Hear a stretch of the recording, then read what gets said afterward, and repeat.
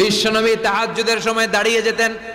ছোট্ট একটা ঘরে চাটাইয়ের উপরে বিশ্বনবী মা এসে শুতেন, গাদাগাদি করে জায়গা নাই। মাঝরাতে বিশ্বনবী তাহাজ্জুদের জন্য দাঁড়াতেন, আল্লাহু আকবার বলে দাঁড়িয়ে যেতেন, নামাজ শুরু করে দিতেন। বিশাল বড় সূরা পড়তেন, কেরাত পড়তেন, রুকু করতেন, কিন্তু সিজদার জায়গায় সিজদা দেওয়ার জায়গা নাই। সিজদার জায়গায় মা এসা পা বিছিয়ে শুয়ে আছে।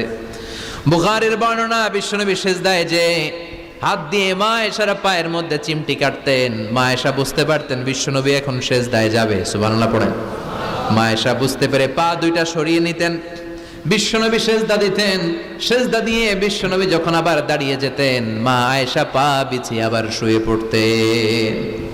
কি ইবাদত ছিল বিশ্বনবীর! হাত্তা তাতাওয়াররামু খাদামা।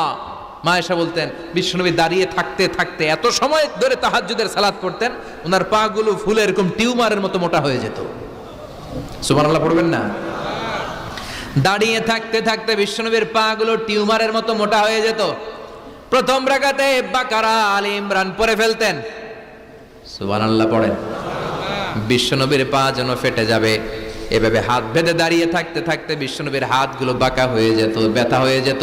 বিশ্বনবী তখন হাত দুইটা ছেড়ে দিতেন। আবার যখন এনার্জি ফিরে পেতেন, যখন বিশ্বনবীর ভাল লাগতো, আবার হাত বাঁধতেন। পড়েন সুবহানাল্লাহ। তার মানে হাত ছেড়ে দিও নামাজ পড়া যায়। হাত ছেড়ে দিও। মালিকি মাযহাবের কিছু স্কলাররা ওনারা মত নিয়েছে, ওনাদের অনুসারীরা এরসাল করে, আমাদের দেশে কেউ বাদে এইভাবে, কেউ এইভাবে, কেউ এইভাবে। মালিকিরা বাদেই না, কেউ বাদবই না, কি করবি কর। আছে না নাই? আপনি যদি হজ করতে যান মক্কা মদিনায় এই আমলগুলো দেখতে পারবেন। এটা সুন্নাত একটা আমল। হাত ছেড়ে দিলেও যেখানে সালাত হয়ে যায় ওই জায়গায় কই বাঁধবে এই নিয়ে কিলাকিলি আছে না নাই? উপরে না নিচে, আমিন জোরে না আসতে, আছে না নাই? বিশ্বনবী লম্বা সময় দাঁড়িয়ে তাহাজ্জুদ পড়তেন। তাহাজ্জুদ পড়লে আপনার মর্যাদা বাড়ায় দিবে কে? সাইয়েদনা জিবরাইল বললেন ইন্না শারাফাল মুমিন ফি কিয়ামিল লাইল। বিশ্বনবী বললেন জিবরাইল এসে আমাকে বলে গিয়েছে মুমিনের মর্যাদা তাহাজ্জুদের নামাজের ভেতর। সুবহানাল্লাহ পড়েন। তাহাজ্জুদের নামাজ পড়লে মর্যাদা বাড়ায় দেয় কে? দুই নাম্বার কুরবাতুন ইলাল্লাহ। তাহাজ্জুদের নামাজ পড়লে আল্লাহর সাথে নৈকট্য বাড়িয়ে দেয় কে? আল্লাহর সাথে কানেক্টিভিটি আপনার বেড়ে যাবে। আমাদের দুনিয়াতে সব জায়গায় কানেক্টিভিটি আছে। এমপির সাথে হাত আছে, চেয়ারম্যানের সাথে হাত আছে, ওই এসআই এর সাথে হাত আছে, পুলিশের আইজির সাথে হাত আছে, কিন্তু আল্লাহর সাথে হাতটা নাই। কথা কন। আসল জায়গায় কানেকশন লাগানো দরকার। চিল্লায় বলেন ঠিক কি না? মান লাহুল মাওলা ফালাহুল কুল্লু। যে ব্যক্তি আল্লাহর হয়ে যায় গোটা বিশ্ব তার হয়ে যায়। যে সব জায়গায় যে ধর্ণা দেয় আল্লাহর কাছে ধর্ণা দেয় না, তার কোনো মর্যাদা নাই। আর যে ব্যক্তি সব দিক থেকে মুখ ফিরিয়ে আল্লাহর কাছে যায় গোটা বিশ্বের সবাই তার দিকে তাকিয়ে থাকে। এজন্য সম্পর্কটা লাগাইতে হবে কোন জায়গায়? তার মানে তাহাজ্জুদ পড়লে মর্যাদা বেড়ে যায়, আল্লাহর সাথে সম্পর্ক বেড়ে যায়। বিশ্বনবী বললেন মানহাতুনা আনিল ইসিম। তাহাজ্জুদের নামাজ পড়লে তাহাজ্জুদের নামাজ আপনারে পাপ কাজ থেকে বাধা দিবে। সুবহানাল্লাহ পড়েন। তাহাজ্জুদ যারা পড়ে এরা পাপ কাজ করে না। চিল্লায় কোন ঠিক কি না? 4 নম্বরে মুকাফফিরাতুন লিসাইয়্যাত। পাপ আর অন্যায় যদি কিছু হয়েও থাকে তাহাজ্জুদের নামাজ পড়লে তাহাজ্জুদের নামাজ পাপগুলোরে ধুয়ে মুছে সাফ করে দেয়। এজন্য তাহাজ্জুদ পড়ার দরকার আছে না নাই? ঘুমের আরবিতে কিছু নাম আছে। ঘুমের একটা নাম হচ্ছে আন-নুআস। নুআস মানে ড্রোজিনেস। বাসে বসে আছেন, বাসও ঝুলে আপনিও ঝুলতেছেন, এরকম হয় না? ঝিমুনি, এটার বলে নুআস। আরেকটা হচ্ছে সামান্য হালকা লাইট স্লিপ, সামান্য ঘুম, এটার বলে পাওয়ার ন্যাপ।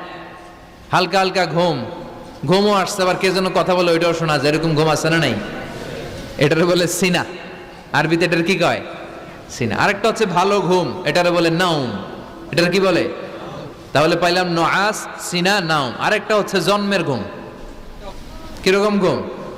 এমন ঘুম যেই ঘুমে ডাকলেও মানুষ ওঠে না, যেটা শেষ রাতে আমাদের যেই ঘুমটা হয় রাত 3টা-4টার দিকে কম্বল টেনে টেনে আরেকটু ঘুমাইতে মনে চায়, এরকম একটা ঘুম আছে না নাই?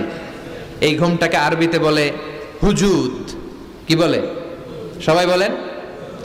এই হুজুদের ঘুমকে স্যাক্রিফাইস করে ওই টাইমে যে সালাতটা পড়া হয় ওই সালাতকে আরবিতে বলে সলাতুল হুজুদ বা সলাতুত তাহাজ্জুদ। সুবহানাল্লাহ পড়বেন না? এজন্য রাব্বুল আলামিন বলেন ওয়া মিনাল লাইলি ফাতাহাজ্জাদ বিহি নাফিলাতান লাকা আসা আন ইয়াবআসাকা রাব্বুকা মাকামাম মাহমুদা। ও নবী, রাত্রিবেলা দাঁড়িয়ে আপনি তাহাজ্জুদের নামাজ পড়েন, আশা করা যায় বিশাল সম্মানিত মহিমান্বিত জায়গায় আল্লাহ আপনারে বসায় দিবে গো নবী। ঠিক কি না? তাহাজ্জুদের সালাত পড়লে মর্যাদা বাড়ায় দেয় কে? মুমিনের বৈশিষ্ট্য, তারা রাত্রিবেলা তাহাজ্জুদের সালাত পড়ে। ইমানদারদের বৈশিষ্ট্য, তারা হলো ফুরসান আন-নাহার রুহবান আল-লাইল। রাত্রিবেলা তাহাজ্জুদের যায় নামাজে কান্নার ঝড় তুলে, দিনের বেলায় ঘোড়া হাঁকিয়ে জিহাদের ময়দানে জিহাদ করে। ঠিক কি না? দিনের বেলায় চলবে কি? জিহাদ। এজন্য বিশ্বনবীর প্রথম প্রশিক্ষণ নিতে বললেন আল্লাহ, কুমিল লাইলা ইল্লা কালিলা। ও নবী, বিশাল মিশন নিয়ে দুনিয়ার বুকে আপনি এসেছেন গো নবী।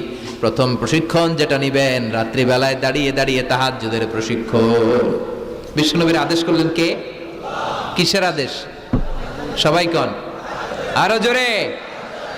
ওই মুহূর্তটা তাহাজ্জুদের সময়টা এমন সময়, ইয়ানজিলু রাব্বুনা ইলা সামাইদ দুনিয়া, রব্বুল আলামিন আরশের উপর থেকে দুনিয়ার আকাশে নেমে আসে মানে বিশেষ একটা মনোযোগ দেয়, আর দুনিয়াবাসীরা ডেকে ডেকে বলে, গোলাম আলা মিন মুস্তাগফিরিনা গফির আলা, কার ক্ষমা লাগবে ক্ষমা চাও, সব গুনাহ আমি ক্ষমা করে দেব।